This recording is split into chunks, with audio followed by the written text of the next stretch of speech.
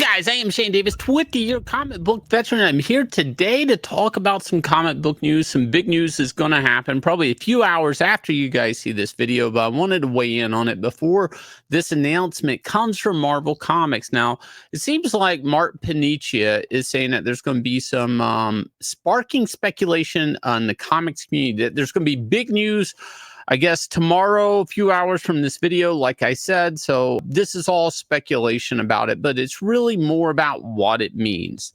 And I think we're there, guys. I think we're there where rubber's going to have to hit the road, where some big changes in a big way are going to have to happen in the American comic book industry, because people are losing faith in the average monthly comic that Marvel and DC offers. Now, why is that? It didn't happen overnight.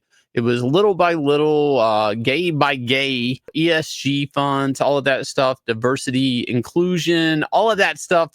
Every little bit, every little character, it turned somebody away from the American comic book industry. Rather than make brand new characters, there was a force of, I want to say, publisher editorial force, maybe SJWs, whichever way you want to go. But there was this attitude to take every character that anybody recognized and, force the character into being something they quite frankly were not. In cases like the character Robin, the Robin that was standing at the time being bisexual, there was actually a lot of story with Tim Drake not being bisexual at all, actually being very heterosexual.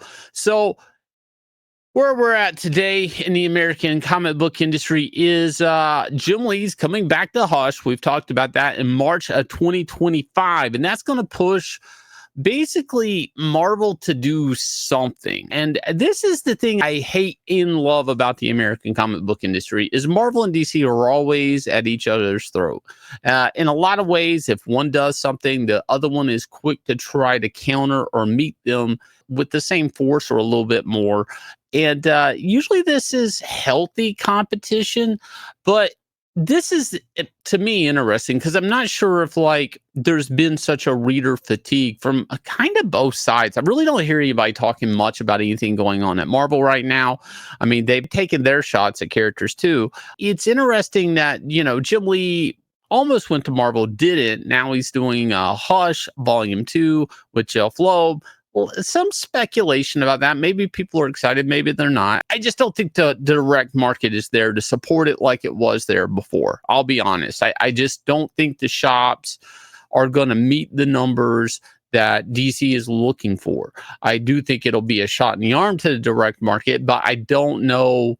I mean, quite frankly, shouldn't we have a new Jim Lee that can sell like gangbusters on a book right now? Shouldn't we have a new Jeph Loeb that can sell gangbusters right now? Why is it Jim Lee and Jeph Loeb? And that's going to bring me to the speculation of the announcement, and that is Mark Millar is returning to Marvel. Okay, I love Mark Millar. Some people are going to say Miller, whatever. I love him. He's a great guy. I know him a little bit, not too much.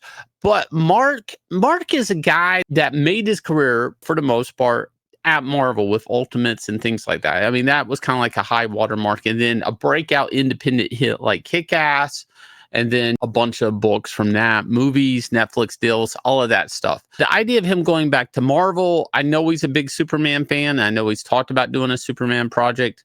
But the idea of him going back to Marvel, to me, it's just like, I don't know. It's the same with Jim Lee and Jeph Loeb. I really feel like everybody's kind of trying to boost the comic book market back up. And somebody like Mark Millar, who does his books, the Millar World stuff, he needs the direct market. Mark has never really did any sort of pivot outside the direct market, right? So, let me explain this. A lot of retailers basically order independent comics, whether that be Image books. I know some people don't think Image is independent, but they absolutely are. Or Dark Horse or any other independent publisher off the profits of what they make at Marvel and DC.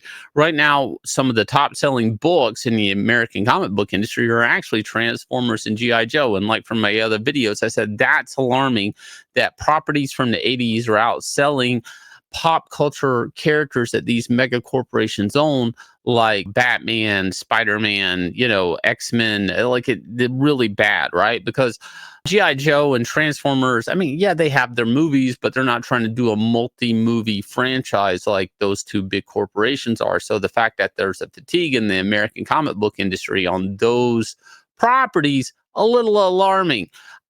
Look, I don't know what would really bring him back to boost Marvel besides he's just wanting to put a shot of steroids. Maybe there's a Marvel project he really, really loves. But right now, if you're a comic creator and you have any type of clout or ability or talent at this point, you kind of wonder, even if Marvel and DC can't pay your rate or pay you what you're worth, because page rates are down, guys. Is it going to become a bucket line with creators trying to keep the big two alive? That way other publishers can survive. The reality is like every comic shop needs that evergreen title that they don't just make a profit, that they actually make so much abundance in profit that they're able to invest in smaller books, period. Things that they take a chance on. A good example, Bone, right?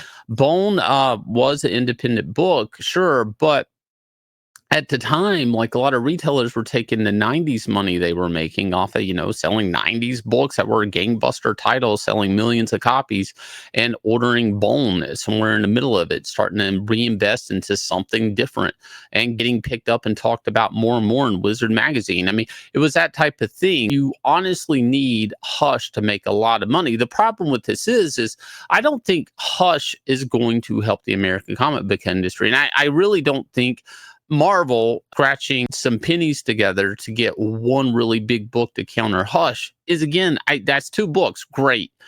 That's not what the American comic book industry needs right now. It needs about 6 books, 3 big hitters at DC Comics, 3 big hitters at Marvel Comics. Right there, if those are separated weekly or a week apart, that's 6 weeks for you to drive to the American comic book shop or order online, whatever. It's a reason for you to get the habit going, to get that itch. And when you go to the shop to pick up, Jim Lee Hush, you're going to probably pick up another book. The problem I'm seeing right now, especially in the way the comic books are distributed, is something like Hush and whatever. Let's say if Marvel makes one big book with a talented team that you actually are going to return for. Let's say it is Steve McNiven and Mark Millar teaming up again, right? I'm probably going to wait that out. And I'm going to tell you why, because I'm just going to get it in trade. That's the problem, is the American comic book industry has given the average comic book consumer more reasons to become a trade waiter than to actually go to the shop to get this. But if you're putting out 3 or 4 books that I want on my pull list and they're rock star teams, I'm probably not going to wait for the trades on those. See, there's a bit of a tipping scale here, where it's so important for Marvel and DC to actually super invest in the American comic book industry. They needed to be developing talent over the last 5 years, which I do not feel like they have. I know Sean Gordon Murphy has been kind of like a hit with Batman, hit or miss in some cases, but he's not necessarily a new talent. He's actually been around quite a long time. And I know some people aren't going to like what I'm about to say here, but finding somebody from Brazil that's super talented, but they have a hard name to pronounce isn't really easy for people to latch on to. It's really not as a comic reader. I know this isn't what anybody wants to hear, but the American comic book industry probably wants some American talent in it to sell it, or a name or something that they can just kind of gravitate to, and something that the industry, or at least Marvel and DC, can build up, and somebody can invest in them and make them the next Mark Millar, make them the next Steve McNiven, make them the next Jim Lee. And look, somebody's going to say, Shane, some of these talents are once in a lifetime. And we're seeing Rob Liefeld talk about how he's retiring for Deadpool. It's kind of sad that they have to keep going to him to sell a big Deadpool book, too. It's like, this character is super popular, and I'm glad that Rob's working on it. But at the same time, like, is there not another Rob? I mean, are we just incapable of making that? Where are the new talents at? And what does it take to get them to invest in Marvel and DC Comics? If you guys will, hit like, subscribe, ring the bell for notification. Also, if you haven't, maybe consider backing Inglorious Rex 3. This is our over $250,000 in our third book of Inglorious Rex. If you guys haven't checked it out and you want to get it next day, you can buy a copy on our site. We're shipping these out daily through the holiday season, trying to get these out next day as you order. So we have some dinged and dented copies that are a little bit discounted. We're almost out of those. And we've also uploaded Extend to this where you can buy it if you missed out on those campaigns. And again, guys, backing these campaigns does make it possible for us to, publish the best books possible out there. Independent comics is where it's at. And I hope you join me in this venture. I'll leave you guys with a trailer for Inglorious Rex 3, and we'll catch you guys again with another video.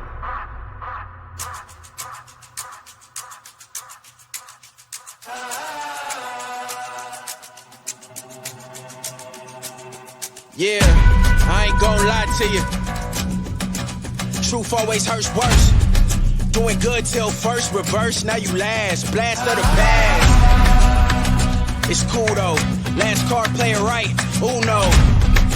We never let up. Been down forever. Sick man, we fed up. Know that we tired. Wake up the beast that's been sleeping inside. It's time to ride. We ready to slide. Hard-headed, I will not listen. If you do not get it, that's your bad.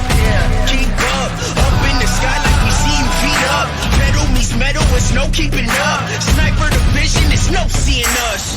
This here is earned, ain't no look